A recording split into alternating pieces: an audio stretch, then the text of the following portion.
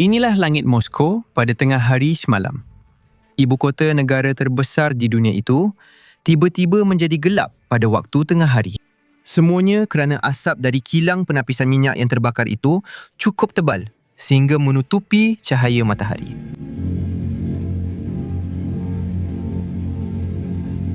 Malangnya bagi Vladimir kecil, ini bukanlah pun gambar paling teruk yang muncul dari Moskow pada hari itu. Gambar paling teruk ialah saat apabila peluru berpandu pertahanan udara Rusia secara tidak sengaja menembak jatuh depot minyak Rusia. Lihatlah. Sial, anak perempuan adalah segalanya. Klip itu menjadi tular di internet dan ia berlaku pada 18 Jun apabila Ukraine melancarkan serangan drone terbesar ke atas Moskow yang pernah dialami oleh bandar itu. Tetapi inilah yang membuatkan cerita ini menjadi lebih besar. 18 Jun bukanlah kali pertama. Ia adalah yang terbesar. Tetapi ia adalah sesuatu yang telah berlaku di Moskow untuk masa yang sangat lama. Sejak 8 Jun, kira-kira 12 hari yang lalu, Ukraine telah menyerang Moskow setiap hari tanpa henti. Mereka sedang mencatatkan siri serangan tanpa henti dan ibu kota Rusia tidak dapat melakukan apa-apa untuk menghentikannya. Akibat daripada kempen ini sudah mula kelihatan. Sekutu terdekat Putin baru sahaja memohon maaf secara terbuka kepada Zelensky. Dan selain itu, penulis blog perang Rusia kini sedang mengalami krisis secara terbuka. Pegawai pertahanan Rusia sedang panik. Orang awam Rusia juga panik. Dan Putin sendiri kini pada dasarnya telah mengasingkan dirinya.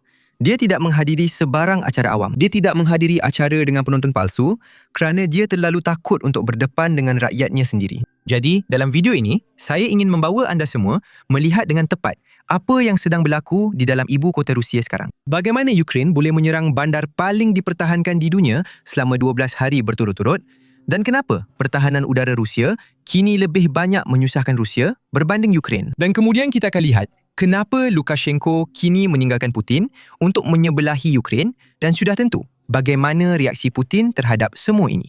Mari kita mulakan dengan satu angka yang mengejutkan saya sendiri. Pada 11 Jun, iaitu kira-kira 10 hari yang lalu, perang Rusia di Ukraine secara rasmi menjadi lebih lama daripada Perang Dunia Pertama dan Perang Dunia Kedua. Putin memulakan perkara ini pada Februari 2022 dengan janji bahawa ia hanya akan berlangsung selama 3 hari, mungkin maksimum 3 minggu. Jadi tahu tak, dia baru sahaja menamatkan bulan ke-52. Ini kini menjadi perang yang paling mahal, paling memalukan dan paling merosakkan yang pernah Rusia lalui dalam satu generasi. Dan sekarang, ia lebih lama daripada 2 peperangan terburuk yang pernah dunia saksikan. Saya pasti Putin tidak merancang perkara ini. Saya ragu Ukraine pun merancang perkara ini kerana mereka tidak menjangkakannya. Dan saya ragu mana-mana negara lain di dunia merancang perkara ini. Ini adalah peringatan yang baik bahawa peperangan mudah untuk dimulakan, terutamanya bagi diktator. Tetapi sangat-sangat sukar untuk diakhiri. Tidak kira siapa anda. Semua ini membawa kita ke 18 Jun apabila kesilapan pengiraan Putin menjadi bencana. Ini adalah akibat daripada apa yang berlaku. Beberapa pengulas sudah pun mengatakan bahawa inilah detik di mana ahli sejarah akan melihat kembali dan berkata bahawa inilah saat bermulanya kejatuhan Empayar Rusia.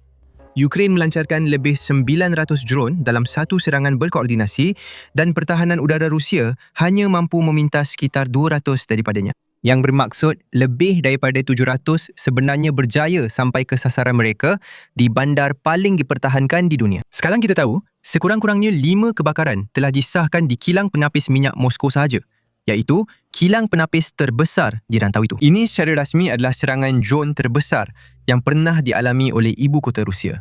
Dan imej paling gila daripada serangan ini sebenarnya itu bukan disebabkan oleh drone Ukraine. Itu sebenarnya disebabkan oleh peluru berpandu pertahanan udara Rusia. Berikut penjelasan tentang apa yang sebenarnya berlaku. Apa yang kita lihat ialah rakaman dramatik serangan ke atas kilang penapisan di sekitar Moskow. Dalam kes ini, sesuatu telah mengenai sebuah tangki dan ia jelas merupakan tangki simpanan. Ia bersama tangki-tangki simpanan yang lain dan seluruh bumbung tercabut dan runtuh. Itu menunjukkan bahawa ia penuh dengan wap. Apa sahaja wap itu? Wap minyak, wap petrol, wap gas, apa sahaja. Kita tidak berminat dengan jejak asap ini. Ini datang dari sesuatu yang agak rendah. Tetapi apapun itu ditembak beberapa saat lebih awal. Kerana jejak asap itu beralun, ia sedang tersebar. Itu sesuatu yang sudah berlalu. Kita berminat dengan jejak asap yang satu lagi ini. Lihat itu. Jejak asap itu sempit. Ia tertumpu. Ia baru saja ditembak dan sedang bergerak dari kedudukan rendah di suatu tempat di tanah dengan trajektori yang sangat rendah. Mari kita ikutinya. Dan itulah ia, terus menuju ke tempat kereta kebal itu berada. Sudah tentu, ada kemungkinan sesuatu yang lain mungkin telah menyebabkan letupan itu pada saat tertentu, tetapi ia nampaknya tidak mungkin. Daripada semua bukti yang dapat kami kumpulkan, kami tidak boleh pasti, tetapi nampaknya orang Rusia menggunakan manpad mereka sendiri, iaitu sistem pertahanan udara mudah alih yang dilancarkan dari bahu seperti Stinger. Nampaknya mereka telah berjaya meletupkan bumbung salah satu tangki simpanan mereka sendiri. Baiklah. Itulah perkara yang biasa berlaku dalam peperangan. Sekarang, saya tak pasti apa sebenarnya itu. Adakah ia peluru berpandu S-400 Rusia atau mungkin sistem manpads buatan manusia? Saya tak pasti, tapi mereka cuba menjatuhkan drone Ukraine, tapi mereka telah menjatuhkan OODP minyak Rusia dan memberikan kita satu imej yang akan tercatat dalam buku sejarah. Sekarang, saya pasti kamu semua tahu tentang sesuatu yang dipanggil internet, di mana orang ramai memang suka buat meme. Dan dalam beberapa jam selepas klip ini menjadi umum, internet dipenuhi dengan meme tentang OODP minyak Rusia dan imej yang dicipta oleh Ukraine. Lihatlah beberapa yang paling lucu. Ini gambar asalnya. Saya agak pasti gambar asal ini telah diubah sedikit menggunakan AI, tapi kamu faham maksudnya. Dan ini meme pertama, di mana Putin menunggang teksi UFO dan Zelensky mengambil swafoto seperti dia di TikTok dan mesejnya berbunyi, dengan kasih sayang daripada Zelensky. Yang seterusnya ialah pemimpin Rusia, Lavrov, Medvedev dan Putin, semuanya terbang pergi dengan tenang dari Rusia sementara bandar terbakar. Yang seterusnya ialah kepala Putin meletup kerana perang tidak berjalan seperti yang dia mahukan. Dan ini mungkin yang paling digemari. Ini adalah olahan semula poster filem Independence Day, saya rasa itulah namanya. Dan perkataan Rusia itu pada dasarnya bermaksud aksi. Tiada apa yang membosankan. Dan di latar belakang, kita dapat lihat imej segala-galanya meletup dan akan datang ke pawagam berhampiran anda. Itulah dia. Dan sudah tentu, terdapat banyak meme yang anda boleh lihat di skrin anda sekarang. Beritahu kami yang mana satu kegemaran anda di ruangan komen. Tetapi, buat masa ini, mari kita teruskan kerana ini bukan satu-satunya kesilapan yang dilakukan oleh pertahanan udara Rusia. Ia adalah hari yang sangat sibuk untuk mereka. Dan malangnya, Moskow ialah sebuah bandar yang sangat padat penduduk. Malah, saya rasa ia adalah bandar terbesar di Eropah. Seluruh Eropah. Ia mempunyai 13 juta penduduk dan selain itu, ramai pelancong dari China sering pergi ke Moskow secara tetap. Jadi, terdapat ramai orang yang merakam banyak perkara. Dan mereka telah merakam beberapa perkara berkaitan dengan pertahanan udara Rusia yang saya pasti Putin tidak mahu dunia lihat. Jadi, apa kata kita lihat bersama-sama? Hemat, hemat! Lari, lari, lari! Cepat! Cepat! Ayo abang, tembak, tembak! Hemat! Ay maşallah kardeşim, ayo, ayo! Maşallah kardeşim, maşallah Burka! Maşallah! Silsilah keturunan, maşallah!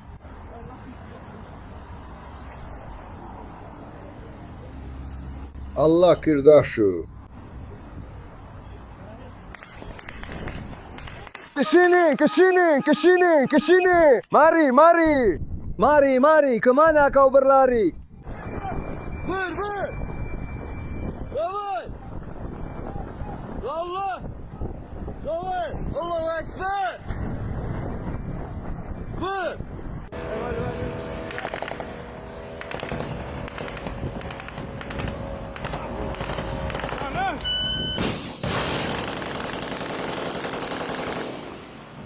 Kemana dia terbang? Ya Tuhan! Kemana dia terbang?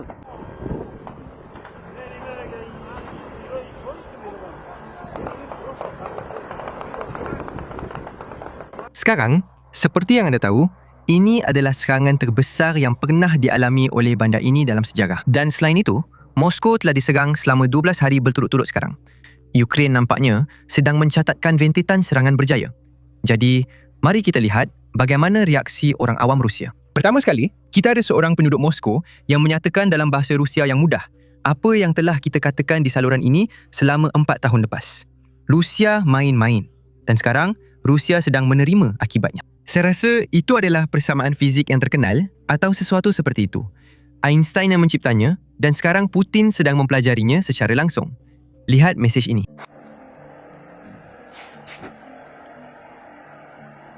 Ya Allah, astagfirullah. Lihat, semuanya terbakar di sana. Seluruh loji telah hancur berkecai. Semuanya musnah habis. Ya Tuhan. Peluru berpandu terus-menerus menghentamnya dan masih ada lagi yang datang. Nampaknya kita main-main dan akhirnya terima padanya, seperti yang mereka kata. Memang gila seperti yang mereka kata. Kata mereka. Allah.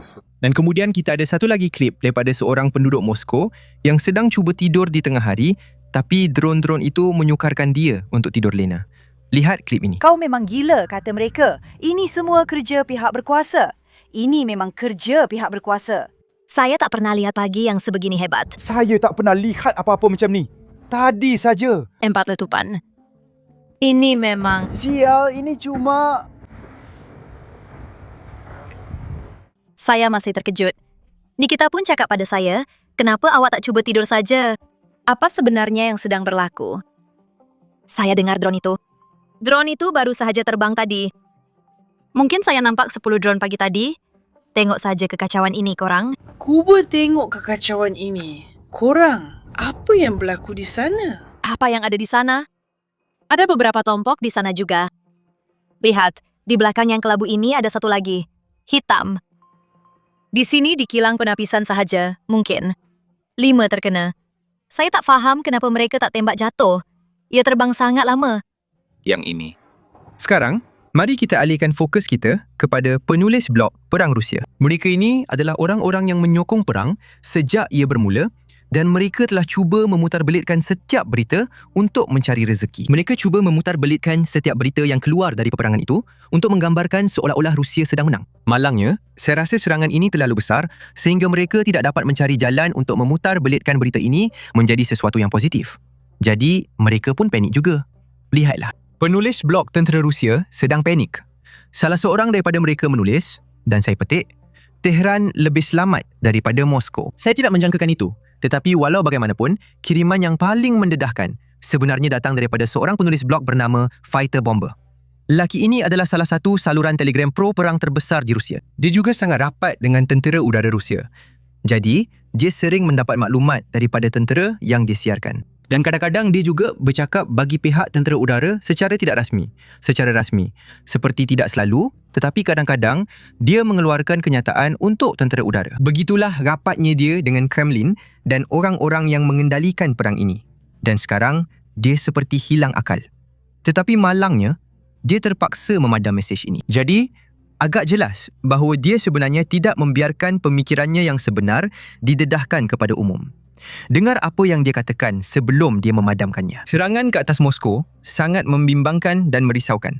Terutamanya kerana dalam tempoh 4 tahun yang lalu, satu sistem pertahanan udara telah dibina di sekitar bandar itu yang tiada tandingan di mana-mana di dunia. Sekarang, saya tak pasti sama ada anda boleh guna perkataan itu kerana, sekali lagi, Amerika Syarikat baru sahaja berperang dengan Iran dan saya tak nampak pun mana-mana penapisan udara yang dimusnahkan oleh drone. Jadi saya tak pasti sama ada pertahanan udara Moskow itu tiada tandingan. Saya rasa apapun yang dilakukan oleh Amerika Syarikat, ia berkesan. Tapi apa-apa pun, mari kita teruskan. Tak kira berapa juta sasaran yang telah ditembak jatuh oleh pertahanan udara anda. Jika fasiliti yang mereka lindungi itu terkena serangan, itu bermakna musuh telah mengira dengan betul kekuatan dan aset yang diperlukan untuk mengenai sasaran. Dan anda tidak. Selain itu, nisbah kos antara peluru berpandu anti-pesawat dan drone pada hari ini adalah sedemikian rupa sehingga penyerang drone menang dari segi ekonomi semata-mata, walaupun mereka tidak mengenai apa-apa. Tetapi dalam situasi ini, mereka sebenarnya berjaya mengenai kilang penapisan. Sekarang, sebentar lagi, saya ingin bincangkan dengan lebih terperinci bagaimana Ukraine melakukannya kerana kita mempunyai banyak maklumat yang baik keluar. Dan penting untuk diingat, bahawa memang ada sesuatu yang benar-benar berubah dalam 2 minggu lepas kerana Ukraine telah berjaya menyerang Moskow berturut-turut selama 12 hari yang lalu. Jadi mari kita bincangkan dengan tepat apa yang Rusia terlepas pandang dan apa yang Ukraine sedang ambil kesempatan. Tetapi sebelum kita lakukan itu, saya ingin membincangkan selebihnya tentang kegelisahan yang sedang dialami oleh penulis blog Perang Rusia kerana ia bukan sahaja berlaku di Telegram. Malah, di TV Rusia, orang ramai juga hilang kawalan. Dan sudah tentu, lelaki seterusnya ini, saya pasti anda semua pernah lihat. Dia ialah Solovoy. Kami telah banyak membincangkan tentang dia di saluran ini kerana dia kerap mengeluarkan kandungan berkaitan jenayah perang terhadap rakyat Ukraine secara tetap. Sekarang, Anda boleh lihat dari wajahnya bahawa dia memang tidak berseronok kerana serangan Ukraine. Lihatlah. Perang adalah satu perjalanan yang panjang. Perang adalah ujian ketabahan jangka panjang. Ia adalah ketabahan jangka panjang. Jangan panik. Sebaliknya, analisa situasi dan jadilah layak dengan jasa datuk dan moyang kita. Inilah saat yang tepat untuk kita bertanya pada diri sendiri. Bolehkah kita mengulangi apa yang telah dicapai oleh nenek moyang kita? Dan jika jawapannya ya, maka ada banyak perkara yang perlu kita fahami. Kita perlu memahami banyak perkara. Sediakan diri kita untuk menghadapi kesusahan. Bersedia untuk berkorban dan carilah kekuatan dalam jiwa kita sendiri, serta dalam sejarah keluarga kita. Dan apa pilihan lain yang kita ada? Apa pilihan lain yang kita ada? Dan kemudian ada Medvedev, bekas Presiden Rusia yang kaki botol dan kini ahli Majlis Keselamatan. Dan itu penting kerana saya biasanya hanya panggil dia bekas Presiden sebab dia memang gila dan itu jawatan tertinggi yang pernah dia pegang. Tapi sampai hari ini, dia masih seorang yang sangat berkuasa di dalam Rusia. Dia melapor terus kepada Putin secara berkala. Dia adalah sebahagian daripada majlis ini. Majlis Keselamatan, yang merupakan badan tertinggi dalam kerajaan Rusia. Jadi ini adalah seseorang yang mempunyai kuasa dalam kerajaan yang sedang berperang. Dan lihatlah apa yang dia katakan. Dia tampil secara terbuka dan bertindak seperti orang gila. Tidak boleh ada lagi sebarang peraturan apabila berurusan dengan Kiev. Satu-satunya had yang tinggal dalam perang menentang Ukraine ialah orang awam tidak boleh dijadikan sasaran secara sengaja. Dan Convention Hague mengenai undang-undang dan adat tidak lagi diperlukan. Sekarang, biar saya jelaskan apa yang sebenarnya dia maksudkan kerana ini agak gila datang daripada seseorang yang benar-benar berkuasa dalam kerajaan Rusia. Pertama sekali, Convention Hague sebenarnya tidak membincangkan tentang orang awam. Itu adalah Convention Geneva. Convention Hague lebih menumpukan kepada cara dan kaedah peperangan, iaitu apa yang boleh anda gunakan. Dan ia pada dasarnya melarang penggunaan seperti racun atau gas, apa-apa bahan biologi, benda-benda seperti itu anda tidak boleh gunakan. Ia juga menyebut tentang larangan menyerang tapak budaya. Seperti sebuah gereja yang baru sahaja diserang oleh Rusia beberapa hari lalu. Dan sekarang, hanya beberapa hari selepas serangan itu, yang secara rasmi dinafikan oleh Rusia, Ketua Majlis Keselamatan, bekas Presiden, secara terbuka berkata, "Hey, kami tidak akan ikut Convention Hague lagi." Sekarang, ini memang agak jelas. Tetapi sejujurnya, secara teknikalnya, ia sebenarnya tidak penting kerana Rusia memang tidak mengikutinya selama ini. Tetapi sekarang kita boleh dengar secara terbuka daripada seseorang yang mungkin terlibat dalam proses membuat keputusan perang ini. Dia berkata, "Hey, kami memang tidak akan ikut sebarang peraturan. Kami akan kejar sesiapa sahaja yang kami boleh." Dan ini memang sesuatu yang Rusia sudah lakukan, betul? Setiap kali mereka mengalami kesusahan di barisan hadapan, mereka akan menyerang orang awam. Setiap kali ada serangan di Moskow atau kilang penapisan minyak dilumpuhkan, mereka akan membalas terhadap orang awam. Tetapi sekarang, kita memang ada pengesahan daripada Medvedev sendiri. Saya pasti dia mabuk ketika dia buat kenyataan itu. Itulah alasan yang dia akan guna. Tapi walau apapun, inilah buktinya bagaimana Rusia sebenarnya beroperasi. Sekarang, mari kita beralih kepada soalan utama. Bagaimana sebenarnya Ukraine melakukan ini? Kenapa Moskow begitu tidak dipertahankan? Kamu tahu, sebuah bandar yang sangat diambil berat oleh Putin. Sudah tentu, pihak Ukraine tidak akan mendedahkan sebarang rahsia dan memang mereka tidak patut. Begitulah cara peperangan dijalankan. Begitulah cara negara-negara beroperasi semasa perang. Tetapi terdapat pelbagai penjelasan daripada pakar-pakar. Ada juga penjelasan daripada pakar barat dari sini, Amerika Syarikat dan Eropah. Dan sudah tentu, pihak Rusia juga sedang cuba memahami bagaimana Ukraine melakukannya. Dan saya sebenarnya ingin melihat kedua-duanya kerana ia memberikan kita gambaran yang lebih lengkap tentang apa yang sebenarnya sedang berlaku. Jadi, mari kita mulakan dengan analisis dari barat. Sekedar nota penting di sini, sebenarnya Rusia yang mula-mula menggunakan drone dalam peperangan ini. Mereka memulakannya pada Oktober 2022 apabila mereka mula membeli drone buatan Iran, Shahid, dan menggunakannya terhadap Kiev.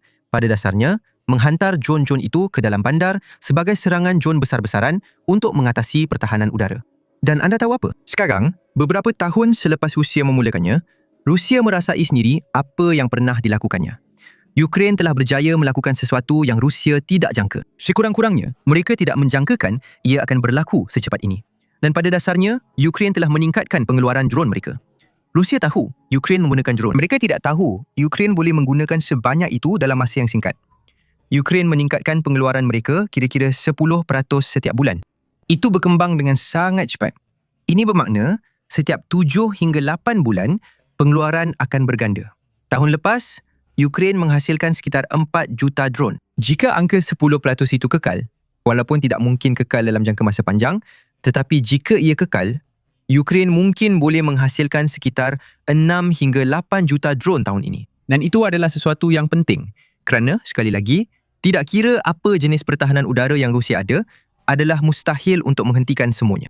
Tetapi selain daripada pengeluaran sahaja, Ukraine juga melakukan lebih banyak lagi. Di pihak Ukraine, sejak Ukraine berdepan dengan serangan drone ini dari awal lagi, mereka telah membina satu sistem yang agak murah dan cukup berkesan berbanding dengan sistem yang Rusia ada untuk menghentikan drone-drone ini. Sekarang, kami telah membuat satu video khas tentang bagaimana sistem Ukraine ini berfungsi. Mereka mempunyai beberapa komponen berbeza yang bekerjasama dalam satu unit yang padu. Pertama sekali, mereka ada puluhan ribu sensor akustik di seluruh sempadan. Dan sensor akustik ini sebenarnya diletakkan tinggi di udara dan mereka hanya mendengar.